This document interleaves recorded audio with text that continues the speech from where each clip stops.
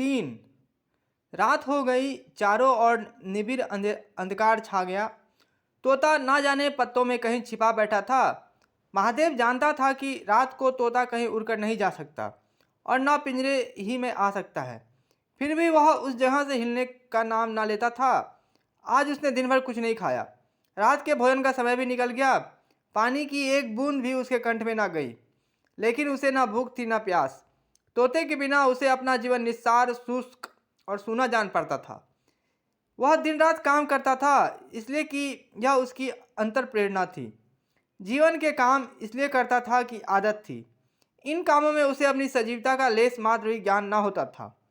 तोता ही वह वस्तु था जो उसे चेतना की याद दिलाता था। उसका हाथ से जाना जीव का देह त्याग करना था। महादेव दिन भर का भूखा प्यासा, थका मांदा रह रहकर झपकियां ले लेता था, किंतु एक क्षण ने फिर चौंक कर आंखें खोल देता और उस विस्तृत अंधकार में उसकी आवाज़ सुनाई देती, सतगुरुदत्त शिवदत्त दाता। आधी रात गुजर गई थी। सहसा वह कोई आहट पाकर चौंका। देखा, एक दूसरे वृक्ष के नीचे एक धुंधला दीपक जल रहा है और कई आदमी बैठे हुए आपस में कुछ बातें कर रहे हैं। वे सब चिलम पी रहे थे। तमाकू की महक ने उसे अधीर कर दिया। उच्च स्वर में बोला, सतगुरुदत्त शिवदत्त दाता, और उन आदमियों की ओर चिल्लम पीने चला गया। किंतु जिस प्रकार बंदूक की आवाज़ सुनते ही हिरन भाग जाते हैं, उसी प्रकार उसे आता देख सब के सब उठकर भागे। कोई इधर गया, कोई उधर गया। महादेव चिल्लाने लगा, ठहरो ठहरो। एकाएक उसे ध्यान आ गया, ये सब चोर हैं। वह जोर से चिल्ला उठा, चोर चोर, पकड़ो पकड़ो। चोरों ने पीछे फिरकर ना देखा। महादेव दीपक के पास गया तो उसे एक कलसा रखा हुआ मिला जो मोर्चे से काला हो रहा था। महादेव का हृदय उछलने लगा। उसने कलसे में हाथ डाला तो मोहरें थी। उसने एक मोहर बाहर निकाली और दीपक के उजाले में देखा। हाँ, मोहर थी। उसने तुरंत कलसा उठा लिया, दीपक बुझा दिया और पेड़ के नीचे छिपकर बैठ रहा। साहस से चोर बन गया। उसे फिर शंका हुई, ऐसा न हो चोर लौट आवे और मुझे अकेला देखकर मोहरें छीन ले। उसने कुछ मोहरें कमर में बांधी, फिर एक सूखी लकड़ी से जमीन से मिट्टी हटाकर गड्ढे बनाए, उन्हें मोहरों से भरकर मिट्टी से ढक दिया। 4।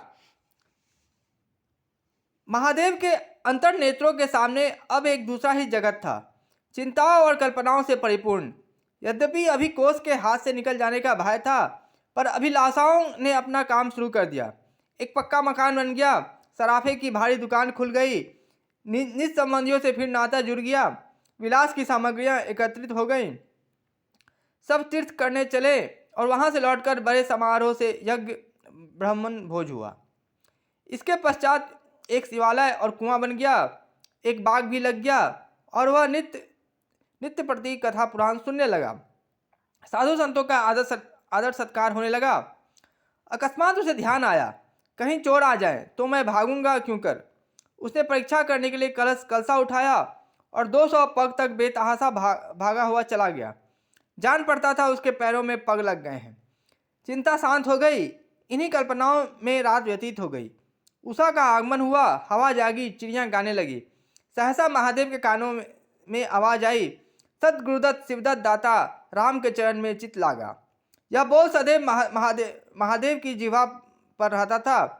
दिन में सहस्रों ही बार ये शब्द उसके मुंह से निकलते थे, पर उनका धार्मिक भाव कभी उसके अंतःकरण को स्पर्श न करता था। जैसे किसी बाजे से राग निकलता है, उसी प्रकार उसके मुंह से यह बोल निकलता था, निरर्थक और प्रवाह शून्य। तब उसका हृदय रूपी वृक्ष पत्र पल्लव विहीन था। यह निर्मल वायु उसे गुंजरित न कर सकती थी, पर अब उस वृक्ष में कोपलें और शाखाएं निकल आई थीं। इस वायु प्रवाह से झूम उठा, गुंजित हो गया। अरुणोदय का समय था।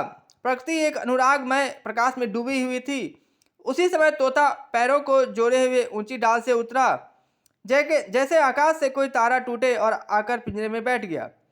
महादेव प्रफुल्लित होकर दौड़ा और पिंजरे को उठाकर बोला, आओ आत्माराम, तुमने कष्ट तो बहुत दिया, पर मेरा जीवन भी सफल कर दिया। अब तुम्हें चांदी के पिंजरों में रखूंगा और सोने से मढ़ दूंगा। उसके रोम रोम से परमात्मा के गुणानुवाद की ध्वनि निकलने लगी। प्रभु तुम कितने दयावान हो, यह तुम्हारा असीम वात्सल्य है, नहीं तो मुझ जैसा पापी पतित प्राण कब इस कृपा के योग्य था। इन पवित्र भावों से उसकी आत्मा विवल हो गई। वह अनुरक्त होकर कह उठा, सतगुरुदत्त शिवदाता राम के चरण में चित लागा।